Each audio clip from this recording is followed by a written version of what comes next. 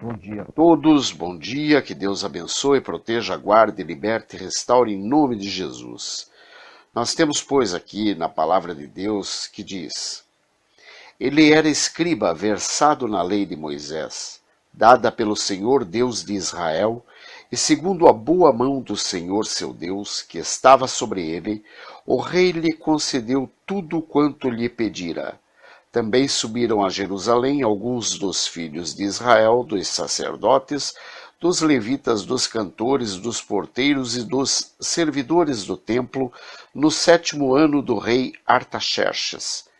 Esdras chegou a Jerusalém no 5º mês, no 7º ano deste rei, pois no 1º dia do 1º mês partiu da Babilônia, e no 1º dia do 5º mês chegou a Jerusalém, segundo a boa mão do seu Deus sobre ele.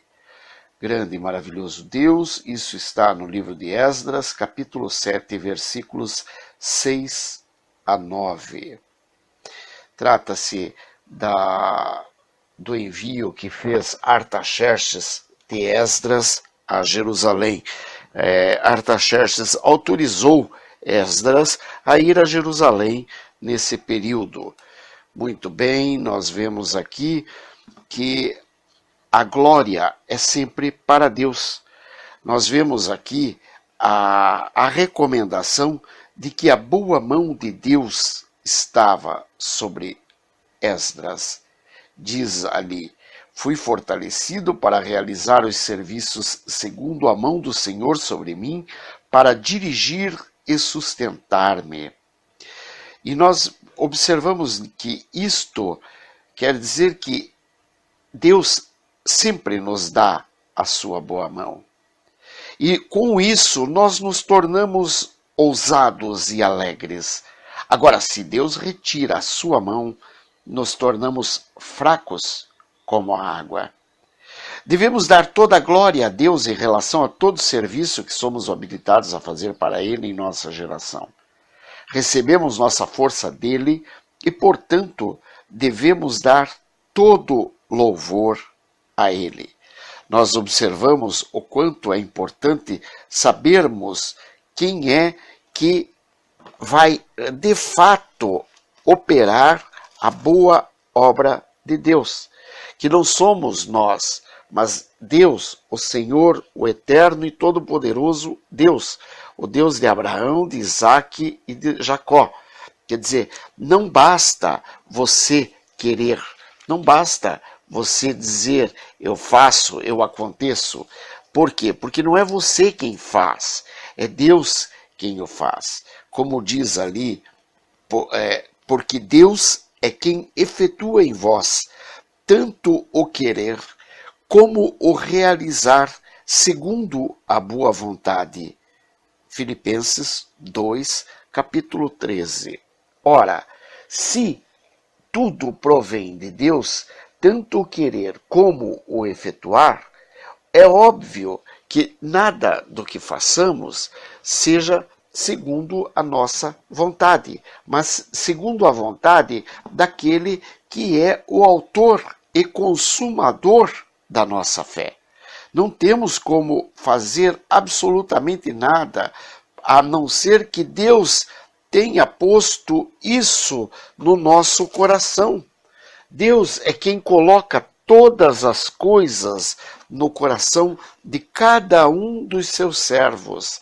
É Ele quem te diz o que você deve fazer, é Ele quem te diz, inclusive, a hora que você deve ou não fazer isto ou aquilo. Diz assim, diz assim, porque em seu coração incutiu Deus que realizem o seu pensamento, o executem a alma e deem à besta o reino que possuem, até que se cumpram as palavras de Deus. Veja, não se trata de você querer, isso está em Apocalipse 17, 17. Não se trata de você querer ou deixar de querer. Quem faz, quem produz, quem efetua, quem concretiza, quem determina, quem faz nascer esse sonho em seu coração é Deus. Porque Ele quer que a casa dele seja edificada, mas é Ele quem provê ao teu coração principalmente a vontade, porque de nada adianta você ter todas as condições se você não tem a vontade, e essa vontade também provém de Deus.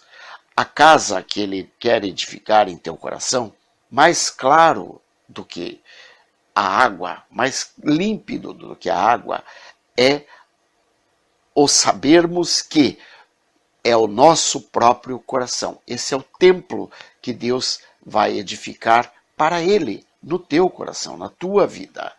Não é mais uma casa de pedras onde todos vão para adorar ou para louvar ou para engrandecer a Deus. Não, não há necessidade disso. Ele te acha onde quer que você esteja. Ele está contigo em todos os lugares, a todos os momentos, com todas as forças de que você necessita para que seja cumprida a boa vontade do Senhor. Ele não está preocupado com o que você, com a forma como será feita. Por quê? Porque Ele vai prover tudo o que seja necessário. Ele vai dizer quem pode ser determinado a estender a mão para você. Se Ele disser ao rei que o rei estenda a sua mão e te beneficie, Ele vai estender a sua mão e vai te beneficiar. Porque o encorajamento para essa comissão provém de Deus. Assim, o rei, ainda que ele seja ímpio, ele vai abençoar-te, ou seja, ele vai entender que aquilo está no vértice da vontade do Senhor. Porque Artaxerxes, que embora não era um servo do Deus Altíssimo, ainda assim reconhecia ao Deus Altíssimo pela necessidade que ele tinha da bênção que proviria do Deus Altíssimo para a vida dele. Ou seja, ele necessitava que os servos do Deus Altíssimo o recomendassem ao Deus de Israel, ao Deus de Abraão, de Isaque e de Jacó, para que ele fosse bem em todas as coisas que ele programava. Ou seja, ele te abençoava não porque ele queria, ele te abençoava porque ele tinha necessidade da bênção de Deus. Quer dizer, tudo o que nós temos que fazer é termos a Deus conosco. E nós vemos a importância de ter a Deus conosco quando, para partir, Esdras ainda, depois de todas as coisas devidamente arrumadas, todas as providências tomadas, Esdras vai e promove um jejum para pedir a Deus a presença dele na viagem. Veja, de nada te adianta você ter todas as condições, você ter tudo à tua mão, se você não tem a presença do Deus vivo junto contigo. Ele apregou esse jejum, cumpriu o jejum e se preparou para a ida. Mas ainda assim ele estava preocupado, porque, veja bem, ora, ele ia fazer uma viagem, mas ao mesmo tempo ele tinha que ter a certeza de que tudo correria bem, afinal de contas, ele estava com um dinheiro que ele ia levar para os cofres de Jerusalém. Ou seja, ele estava levando condições para os irmãos e ele não poderia correr o risco daquilo se desvirtuar, daquilo se perder por alguma negligência da parte dele. Mas ao mesmo tempo ele estava preocupadíssimo, ele estava chateado pelo fato de ter que ir pedir ao rei que o rei lhe ordenasse uma comitiva de guardas para prover sua segurança. Porque, ora, se ele tem a Deus, por que mais segurança do que a segurança do Deus vivo? Mas a gente observa pela palavra que essa segurança trata-se de um cuidado especial para com todas as coisas de Deus. Um cuidado que todos nós devemos ter para guardar em segurança tudo o que Deus colocou em nossas mãos, para que não sejam perdidos, para que não sejam extraviados, para que não sejam incorretamente utilizados. Ou seja, Deus também nos manda que nós tenhamos o cuidado para com as coisas de Deus da forma adequada. Nós devemos estar sempre cuidando disto, orando e clamando a Deus pela sua misericórdia, sim, mas fazendo a nossa parte, porque os inimigos sempre estariam à volta. O inimigo sempre está bramando em volta, rugindo como um leão, tentando uma oportunidade para fazer uso da nossa própria inexperiência ou da nossa própria ineficácia como servos do Deus Altíssimo. Nós vemos que nós temos que estar sempre em oração, sempre clamando a Deus por sua misericórdia e sempre atentos a tudo o que possa ser necessário para o fiel cumprimento da boa, santa e sagrada palavra. Não devemos nos esquecer de absolutamente nada disso, sabendo que tudo isso está escrito. Ou seja, não é uma coisa que eu criei, ou que você criou, ou que a gente inventou. Não estamos inventando modas. Estamos sim andando segundo aquilo que Deus já previu na sua palavra através dos seus servos, os profetas.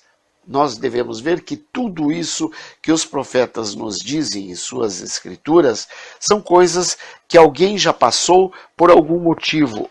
Mas o que Deus quer com isso para conosco? Deus quer apenas que, ao olharmos isso, nós nos preparemos segundo os caminhos que outros já circularam, outros já percorreram, para que nós não caiamos nas mesmas armadilhas.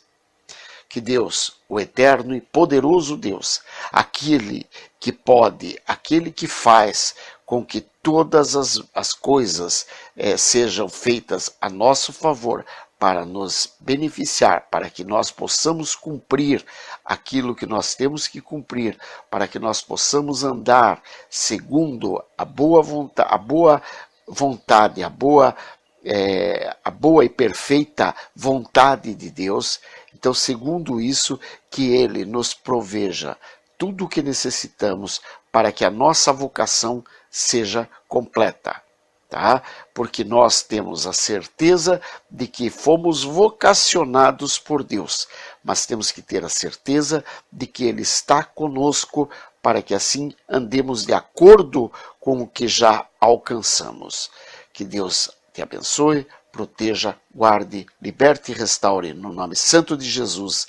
Amém e amém.